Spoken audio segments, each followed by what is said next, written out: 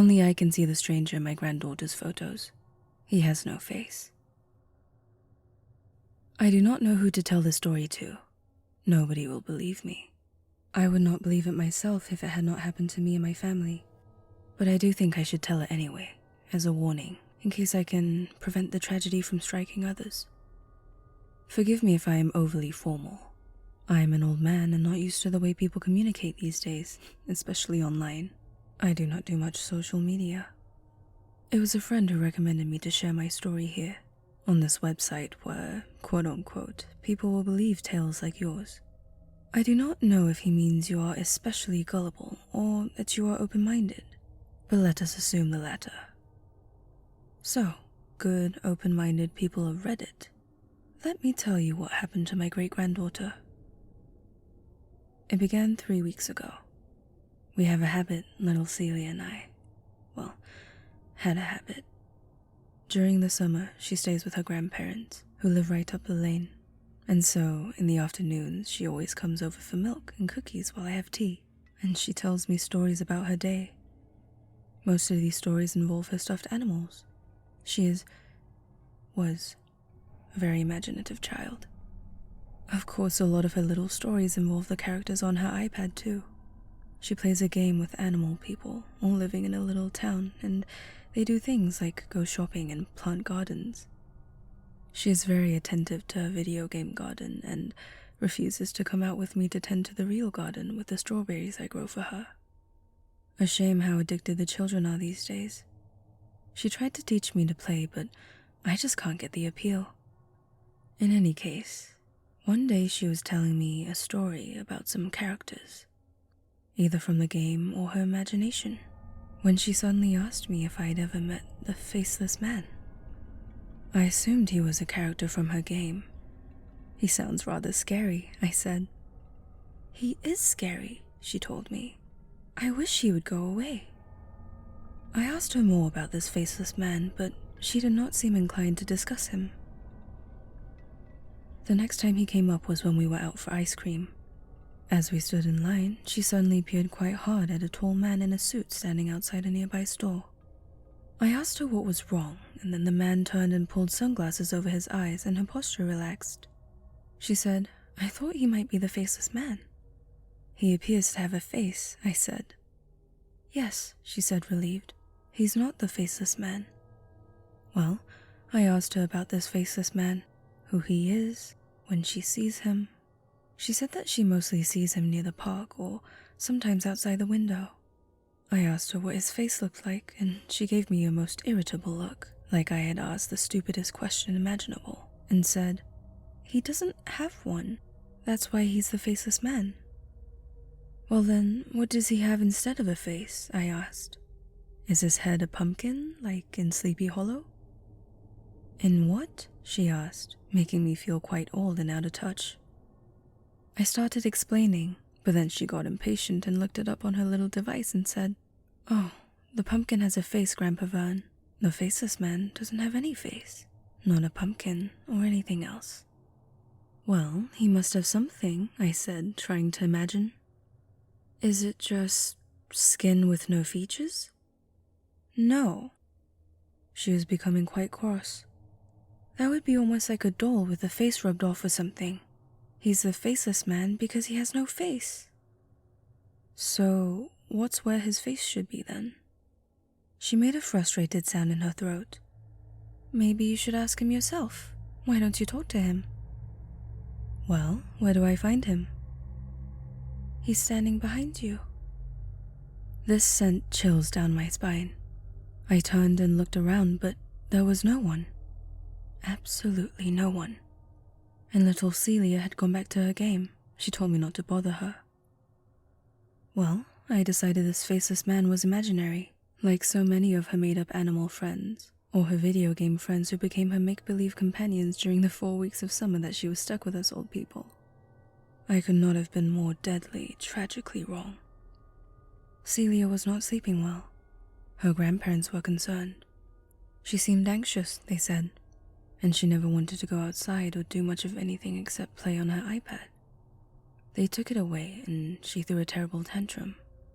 When they sent her over to me for the afternoon, she came storming in, slammed the door, and sat down without a word and began stuffing her face with the cookies I had ready for her. "What's wrong?" I asked. "Grammy and Grandpa took my iPad and now he won't leave me alone," she said. "Who?" "The faceless man." I sat down opposite her, and it suddenly occurred to me that this faceless man might be a concoction of hers used to get her way. Sort of like the dog ate my homework. She was blaming him for things in order to convince her grandparents to give her more screen time. I asked, "Why won't he leave you alone without the iPad?" She sighed in frustration. "When I'm on the iPad, he doesn't bother talking to me because I am busy. He doesn't like to be rude and interrupt. But if I'm not on the iPad, if I'm by myself walking outside or reading or doing almost anything else, he comes over and tries to get me to talk to him." "And what does he say?" "He asks if I want to see his face." "I thought you said he has no face." "He doesn't." "So how—" I bit off the question, seeing as she was getting flustered. Then I said, "Can I meet this faceless man?" "He doesn't like strangers." "But aren't you a stranger?" She shook her head vehemently, sat there breaking her cookie into crumbs, and then finally said, "He says he picks people when they're born." "So I can't see him?" This seemed a convenient boogeyman for her to blame all her ills. But she said, "You can see him. He's in my photos. Not the close-up ones, but the crowd ones. He's in all of them." And even though this was surely a telltale, her statement sent a peculiar chill up my spine. I was beginning to feel quite alarmed, so I asked her to show me the photographs. She told me to open Facebook. That is an app I actually have, and I pulled up my account on my phone, pleased to be included in her little corner of social media. Until she shot me down by telling me she doesn't even have Facebook, that I would have to look at her mother's account because I don't have Snapchat or Insta or TikTok. Also, I couldn't see details on the little phone screen, so she had to help me find my password and log into my computer. She showed me some pictures from various albums taken by her parents and grandparents. Most were close-ups of her and family, but there was one wider shot of a park. The park just up the street, actually. And she pointed, her finger coming to rest on the screen on a man in the background, sitting on a bench with his back to us. His face, obviously, was not visible. He was wearing a suit. The next photo she found was of all the great-grandchildren at a water park for her cousin's birthday. She was on a slide, and in the background, at the concession stand, his back to the camera, was a man in a suit. Same height, same hair color and style, same suit. An old-fashioned suit with pinstripes. How odd no one had ever noticed him before. She showed me another from Six Flags. She was playing carnival games, and behind her, at one of the other games, throwing balls to attempt to knock down weighted jugs, was the man in the suit. His back, as always, was to the camera, his face unseen. I was not convinced that he was actually faceless, just that she had never seen him except with his back turned. But the fact that it appeared to be the same man in all these photos of her was very disconcerting. Who was he? "Have you told Mum and Dad?" I asked. She shook her head quickly. "They say I'm making him up. They don't think it's the same man." "It looks like the same man to me," I frowned. "How often do you see him?" She went quiet for a long time, then finally whispered, "Every day." "Every day?" I exclaimed. "Where? Where do you see him?" "He's looking in the window." I spun to look over my shoulder. There was no one at the window, but I swear, for just an instant, I thought I glimpsed motion. The flash of a figure, there and then, gone. I had a word with my children, of course, and my grandchildren, but none of them took much of what I had to say very seriously. They seemed to think I am going senile. Celia told me that it is her opinion the faceless man can only be seen by the very young or very old, and that when he is ready to take you, he becomes quite persistent, trying to talk to you all the time. She said that if I want to try talking to him for her, I should look for him in reflections. So I have. I watched the windows and mirrors. I watched the movement in puddles on the road after the rain.